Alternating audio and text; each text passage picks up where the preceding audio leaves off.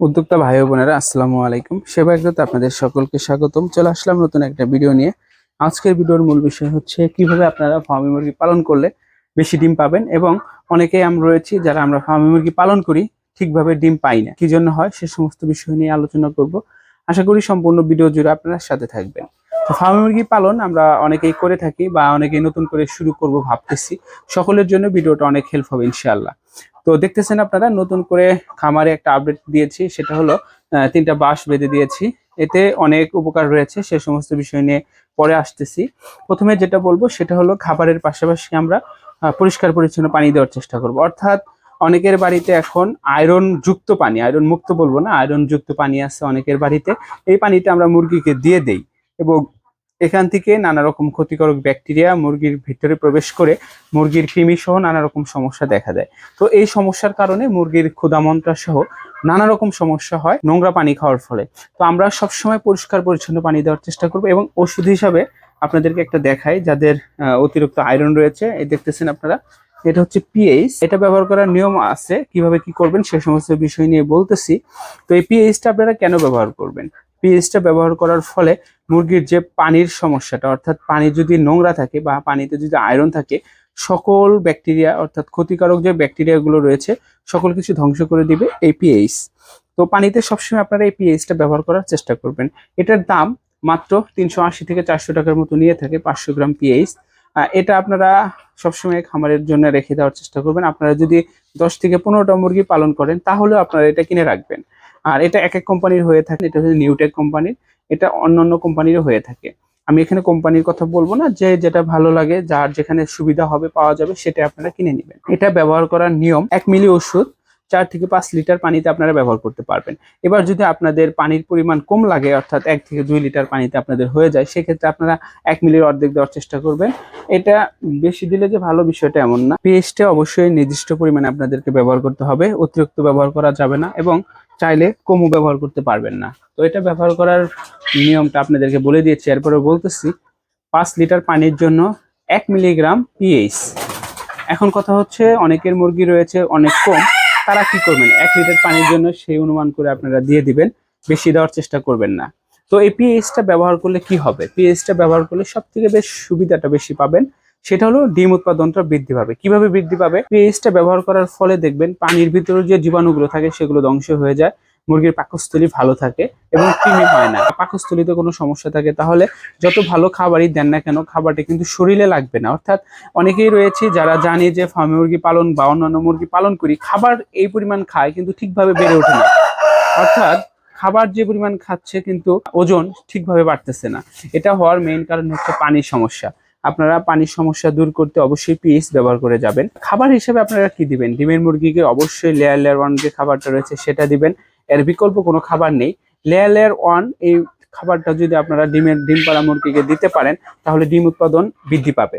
পাশাপাশি যেটা করবেন সেটা হলো প্রতি মাসে কমপক্ষে হলেও একবার 3 দিনের ভিতরে আপনারা ভিটামিন ই সেল অথবা ভিটামিন AD3 এই ওষুধটা ব্যবহার করে যাবেন। আপনারা যদি প্রতি মাসে ভিটামিন AD3 অথবা ই সেল ব্যবহার করতে পারেন তাহলে দেখবেন আপনার মুরগিগুলো অনেক ভালো থাকবে এবং ডিম উৎপাদন বৃদ্ধি পাবে। ই সেল এবং ভিটামিন AD3 এক এক কোম্পানির হয়ে থাকে, যে যেখান থেকে যেটা পান সুবিধা মতো কিনে নেওয়া ব্যবহার করার চেষ্টা করবেন। ডিম পাড়া মুরগির পেছনে খাদ্য খরচ কখনোই কমাতে যাবেন না।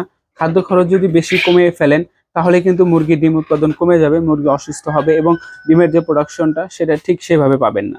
তো একটা নির্দিষ্ট পরিমাণে খাবার দেওয়ার চেষ্টা করবেন। যেমন 10টা ফার্মি মুরগি পালন করলে আপনারা প্রতিদিন 1 কেজি পরিমাণ খাবার নিয়ে নেবেন এবং এই 1 কেজি খাবার 3 ভাগে ভাগ করে 3 বারে দিয়ে দিবেন।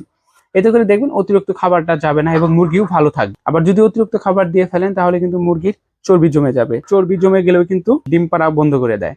তো এই জিনিসটা অবশ্যই মাথায় রাখবেন, নির্দিষ্ট পরিমাণে খাবার দেওয়ার চেষ্টা করবেন। যদি সামনে এরকম একটু জায়গা থাকে, আমার যদিও জায়গার সমস্যা, এই পরিমাণ যদি অল্প জায়গা থাকে এবং এরকম জায়গা যদি আপনারা ছেড়ে দিতে পারেন তাহলে দেখবেন এই যে মাটির সাথে খেলা করতেছে এবং অনেক পোকা রয়েছে যেগুলো তারা খাবে, এবং এর থেকে দেখবেন আপনার মুরগিগুলোর খাদ্য খরচ যে রয়েছে একবেলা অর্থাৎ দুপুরে যদি আপনারা ছেড়ে দেন এবং কিছু ঘাস লতা পাতা যদি আপনারা দিয়ে রাখেন তাহলে দেখবেন এগুলো খাচ্ছে এবং খাদ্য খরচটা একবেলা কিছুটা হলেও কম লাগবে। আর খাদ্যর যে পরিমাণ দাম, আপনারা যদি প্রাকৃতিক খাবার দিয়ে কিছুটা খাদ্য খরচ কমিয়ে ফেলতে পারেন তাহলে কিন্তু প্রফিট অনায়াসে হয়ে যাবে। যাদের বেশি মুরগি রয়েছে তারাও কিন্তু বড় একটা জায়গা ভিড় করে চার সাইডে নেট দিয়ে বেড়া দিয়ে আপনারা এটা পালন করতে পারেন। মুরগি পালন আসলে অতটা কঠিন কিছু না, আমরা যতটা কঠিন করে ফেলেছি।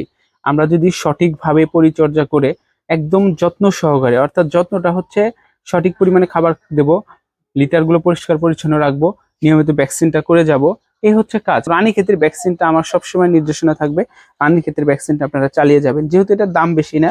আর রানীক্ষেতে অনেক মুরগি মারা যায় একসাথে, বিশেষ করে শীতকালে মুরগিগুলো বাচ্চা রাখাই যায় না।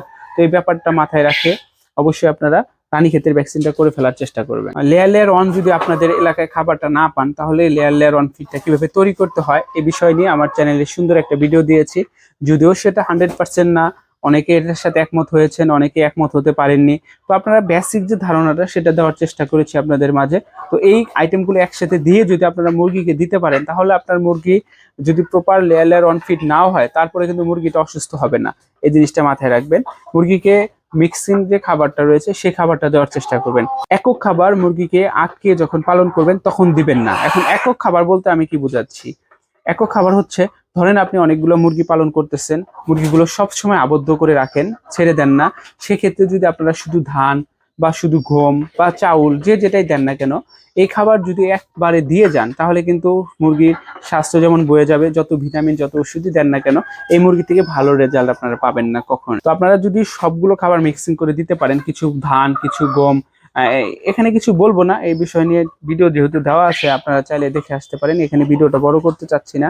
তো মূল যে ধারণাটা আপনাদের দেওয়ার চেষ্টা করলাম সেটা হলো, পরিষ্কার পরিচ্ছন্ন পানি দিবেন এবং পানিতে অবশ্যই আপনারা পিএইচ দিবেন। এবং যখন আপনারা অল্প খাবার দিবেন, ভিটামিন বা প্রোটিনযুক্ত যখন খাবার খাবে, তখন কিন্তু এই মুরগি থেকে ডিম উৎপাদন সহ মুরগির সুস্থতা বেড়ে যাবে। আরেকটা বিষয় আপনাদেরকে না বললে নয়, সেটা হলো আপনারা অতিরিক্ত অ্যান্টিবায়োটিক ব্যবহার করবেন না প্রয়োজন ছাড়া।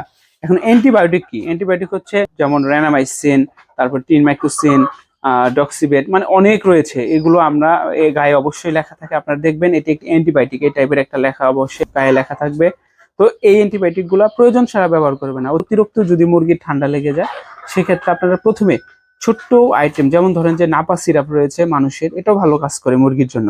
তো এই টাইপের ওষুধগুলো আপনারা শুরুতে দিবেন। যখন দেখবেন একদম অবস্থা খারাপ, কাজ করতেছে না, সেক্ষেত্রে আপনারা বড় অ্যান্টিবায়োটিক দিবেন, এর পূর্বে আপনারা দিবেন না। ডিমের মুরগিকে অ্যান্টিবায়োটিক ব্যবহার করলেও কিন্তু ডিম পাড়ার যে প্রবণতাটা বৃদ্ধি হবে সেটা কিন্তু হয় না। ডিমের মুরগিকে যখন আপনারা অ্যান্টিবায়োটিক দিবেন, তখন ডিম পাড়া কমে যাবে, এটা স্বাভাবিক। দেখবেন অনেকটাই ডিম পাড়া কমিয়ে দিয়েছে। এবং মুরগিগুলোকে কামব্যাক করতে হলে অবশ্যই লিভার টনিক ব্যবহার করে যাবেন। যখনই আপনারা মুরগিগুলোকে অ্যান্টিবায়োটিক ব্যবহার করবেন, এরপরে আপনারা অবশ্যই লিভার টনিক দিবেন। কারণ লিভার টনিক এমন একটি শক্তিশালী ওষুধ যা মুরগির পাকস্থলীর লিভারকে খুব ভালো রাখে। আর মুরগি যখন লিভার ভালো থাকবে, তখন মুরগি অটোমেটিক সুস্থ থাকবে। এই হচ্ছে আমার সেই জাতটা, এটা প্রতিদিনই ডিম পারে আলহামদুলিল্লাহ। আর এটা নিয়ে এই জাতটা আমি অনেকগুলো বাড়াবো ইনশাল্লাহ, নিয়ত আছে। এই যে জাতটা দেখতেছেন আপনারা, একই দেখা যায়, এটা হচ্ছে ব্রাহ্মা এবং ফার্মের যে ক্রস ব্রিড সেটা। তো এটা নিয়েও আমার চ্যানেলের ভিডিও দিয়ে দিয়েছি অলরেডি, আপনারা হয়তো বা অনেকেই দেখেছেন।